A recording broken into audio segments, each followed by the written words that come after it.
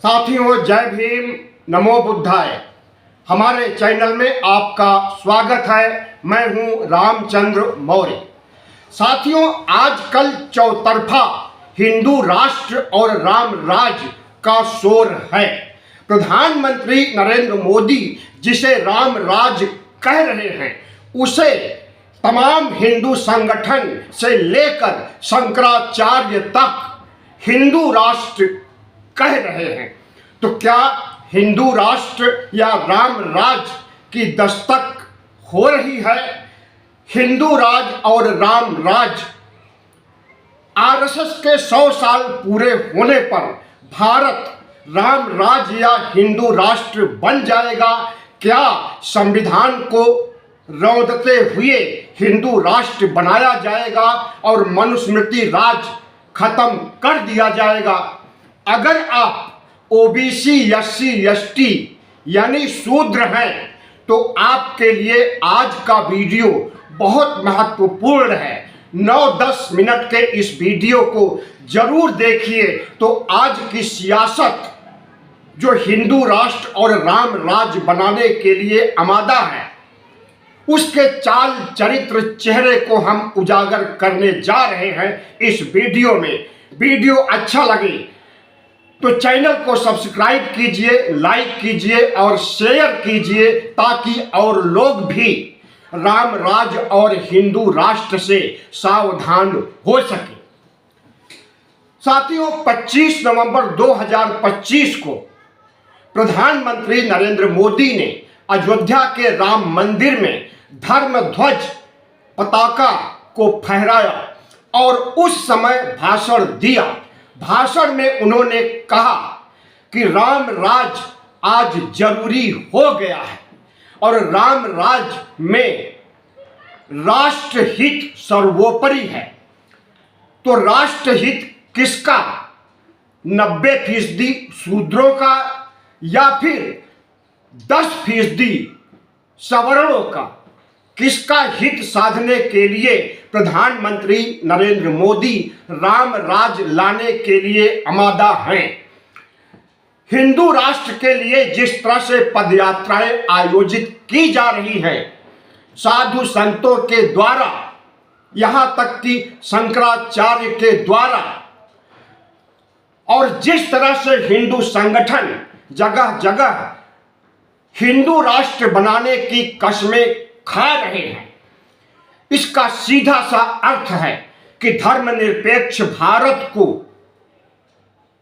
जिसमें संविधान का राज चलता है, उसे ही यह हिंदू राष्ट्र बनाना चाहते हैं। संविधान को हटा करके मनुस्मृति राज स्थापित करना चाहते हैं। वह मनुस्मृति राज या राम राज दोनों एक ही बात है। तो उस राम राज की हकीकत जान लीजिए कि वह राम राज क्या है। दरअसल वाल्मीकि रामायण में वाल्मीकि ने लिखा है, उत्तरकांड में सर्ग 73 से 76 तक, कि ब्राह्मण का बच्चा मर जाता है। क्यों मर जाता है?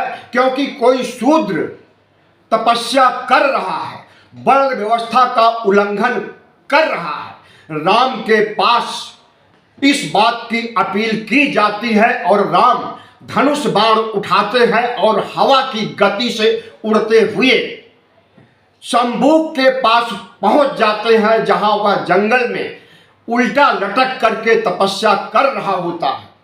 और शंभू से बगैर कोई बात किए न कोई अदालत, न कोई जज, न कोई गवाह, न कोई अपील, शाम्बुक का शरीर से सिर अलग कर देते हैं राम, जिन्हें मर्यादा पुरुषोत्तम कहा जाता है।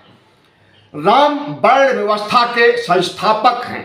राम ब्राह्मणों, क्षत्रियों और बनियों की रक्षा के लिए जन्म लेते हैं। रामचरितमानस में एक जगह लिखा गया है, विप्रधेनु सुर संत हित लीन मनुज अवतार। विप्र ब्राह्मण, धेनु गाय, विप्र धेनु सुर देवता संत साधु संत इनके हित के लिए भगवान जन्म लेते हैं और अब तक 10 बार जन्म ले चुके हैं। तो यह है शाम्बुक वध की कथा जो उत्तरकांड वाल्मीकि रामायण से हमने उद्धृत किया है। और इस स्क्रिप्ट में XAI ग्रुप का बहुत महत्वपूर्ण योगदान है।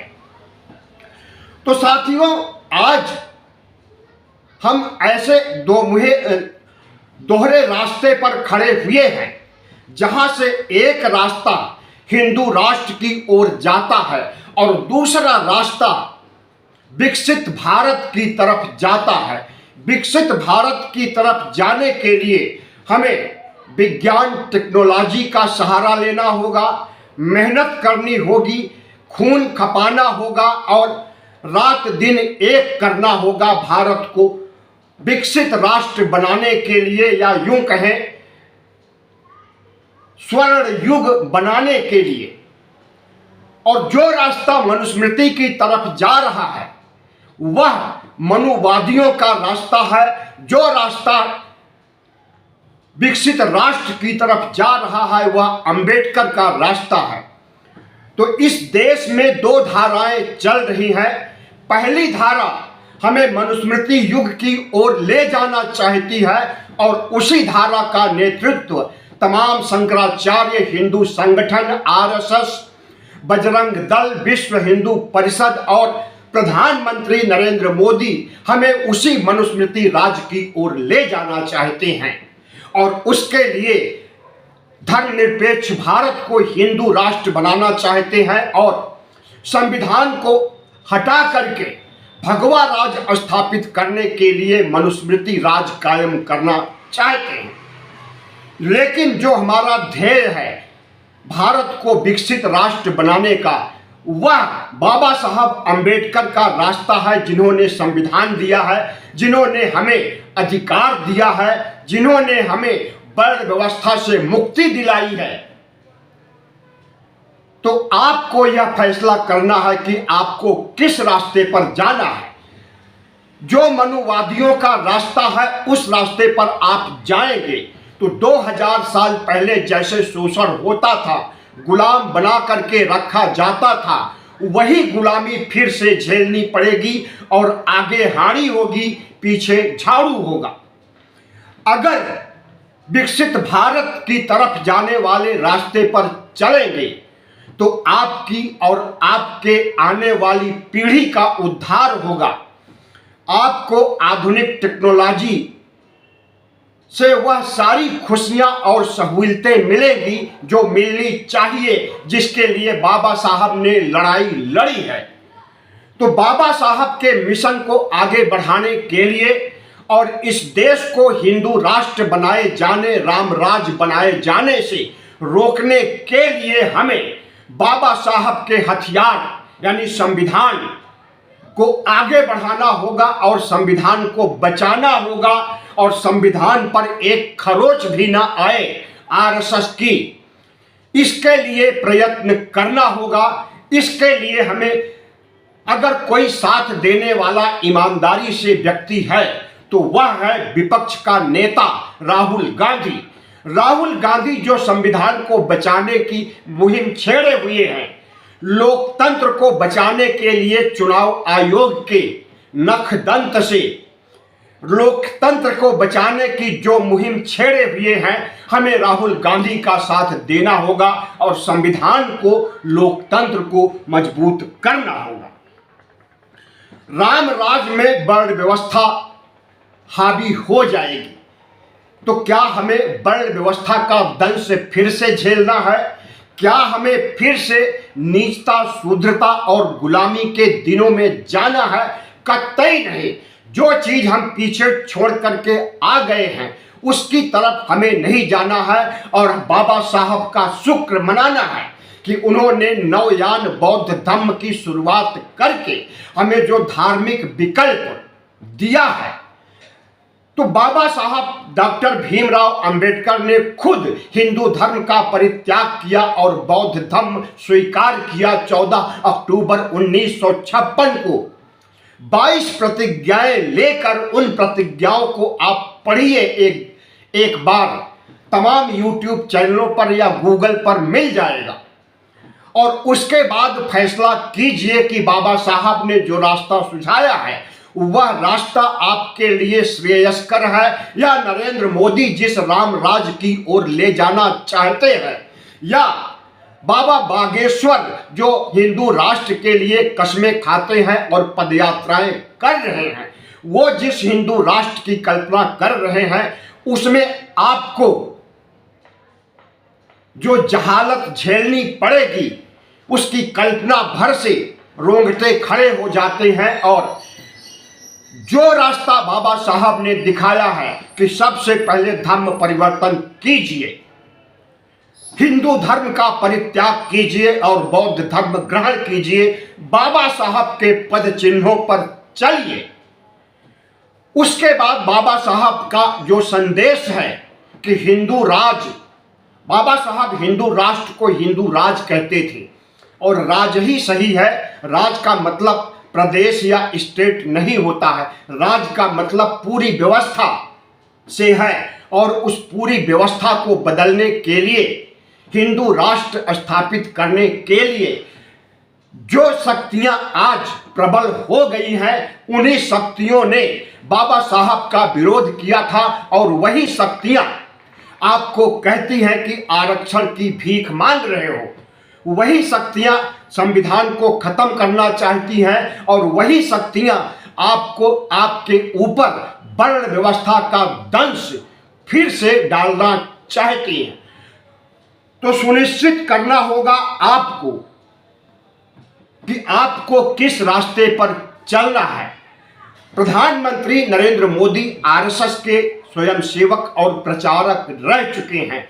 आरएसएस की विचारधारा नरेंद्र मोदी में कूट कूट करके भरी हुई है, और जो आरएसएस की विचारधारा है, जो आरएसएस का एजेंडा है, उस एजेंडे को आगे बढ़ाने के लिए नरेंद्र मोदी समर्पित हैं। तो नरेंद्र मोदी के राम राज की तरफ हम जाना चाहेंगे तो समझ लीजिए कि आपका सत्यानाश होने वाला है। नरेंद्र मोदी के भाषणों में और उनके लोक लुभावन नारों में और उनके लोक लुभावन लाभार्थी योजनाओं में अगर आप आएंगे तो समझ लीजिए आप अपना भी भविष्य चौपट करेंगे और अपनी आने वाली पीढ़ी का भी भविष्य चौपट करेंगे। इसलिए आपको बाबा साहब डॉक्टर भीमराव अंबेडकर के सुझाए रास्ते पर चलना होगा। बाबा साहब डॉक्टर भीमराव अंबेडकर ने अपनी एक पुस्तक रिडल्स ऑफ हिंदुइज्म में लिखा है कि राम और कृष्ण मिथ्या हैं, वह मानव हैं, वह कोई ईश्वरी अवतार नहीं है, और मानव की पूजा करना एक दूसरे मानव के द्वारा संभव नहीं हो सकता है। राम तो वैसे भी हिंसक थे, सीता के कहने पर हिरण को मारा, सोने का हिरण था, बाली को मारा छिप करके, धोखे से, पीठ पीछे, पेड़ के पीछे छिप करके बाली को मारा। अगर राम में इतनी ताकत थी तो बाली को सामने से भी आकर के मार सकते थे, लेकिन बाली इतना जांबाज और शक्तिशाली शासक था कि उसके सामने आते तो राम की पराजय हो जाती, इसलिए उसे धोखे से मारा गया। यह सब बाबा साहब ने लिखा है अपनी पुस्तक में। गर्भवती सीता को राम ने उसी राम राज में जंगल में भेज दिया, क्योंकि एक धोबी ने कहा कि सीता को राम ने कैसे कबूल कर लिया, वह तो रावण के पास रावण उठा ले गया था। तो रावण उठा ले गया था, उसके बावजूद राम ने सीता को रख लिया। लेकिन हम तुम्हें, अपनी धोबिन को कह रहा था, हम तुम्हें नहीं रखे थे क्योंकि तुम रात भर घर से गायब थी। तो ये वही राम हैं जो महिलाओं के ऊपर अत्याचार करते हैं, शूद्रों के ऊपर अत्याचार करते हैं और धोखे से मारते हैं। और उन्हीं के वंशज, उन्हीं राम को इष्ट मानकर चलने वाले, उनकी मंदिर बनाने वाले ब्राह्मण, क्षत्रिय और वैश्य, तमाम शंकराचार्य और हिंदू संगठन आज आमादा हैं भारत की तस्वीर बदलने के लिए, और वह तस्वीर नकारात्मक तस्वीर पेश करना चाहते हैं धर्मनिरपेक्ष भारत को हिंदू राष्ट्र बना करके। तो अगर आप शूद्र हैं यानी ओबीसी, एससी, एसटी हैं, तो आपको आंखें खोलनी होगी, आपको जागरूक होना पड़ेगा। सदियों से जिस नींद में हैं उस नींद को परित्याग करना पड़ेगा और समझना पड़ेगा कि बाबा साहब डॉक्टर भीमराव अंबेडकर का रास्ता आपके लिए श्रेयस्कर है या फिर नरेंद्र मोदी और तमाम शंकराचार्य और हिंदू युवा वाहिनी के लोगों की मनोदशा, विचारधारा जो हिंदू राष्ट्र बनाना चाहती है, उनसे आपको सावधान रहना होगा। राम राज का नारा देने वाले कौन लोग हैं? ये वही लोग हैं जो अगर वेद पाठ सुन लीजिए तो आपके कान में पिघला हुआ शीशा डाल देंगे। ये वही लोग हैं, ये वही राम राज की व्यथा है। अगर आप किसी ब्राह्मण को अपशब्द बोल दीजिए तो आपकी जीभ काट लेंगे। इस तरह की दंड व्यवस्था रामराज में थी कि दलित, ओबीसी, एससी, एसटी के लोग न तो वेद सुन सकते थे, न धर्मशास्त्र पढ़ सकते थे, और अगर तपस्या करने लगते थे तो उनका सिर कलम कर दिया जाता था, और किसी के द्वारा नहीं, राम के द्वारा। और जब शाम्बूक मारा गया, सिर काटा गया, उसके बाद ब्राह्मण का पुत्र जो मर गया था वह जिंदा हो जाता है। तो मनुस्मृति के राज में ऐसा ही होता, और वैसा ही आपके साथ फिर से होगा जो पहले हो चुका है अगर राम राज और हिंदू राष्ट्र के झांसे में आइएगा तो। अंत में एक सवाल आपसे हम पूछना चाहेंगे। वह सवाल है कि क्या आप तैयार हैं राम राज लाने के लिए या हिंदू राष्ट्र लाने के लिए, जहां शाम्बूक की तरह आपका सिर कलम होगा, या फिर संविधान को बचाना है और बाबा साहब डॉक्टर भीमराव अंबेडकर तथागत बुद्ध के बताए हुए रास्ते पर चलना है। वीडियो अच्छा लगे तो चैनल को सब्सक्राइब कीजिए, लाइक कीजिए और शेयर कीजिए।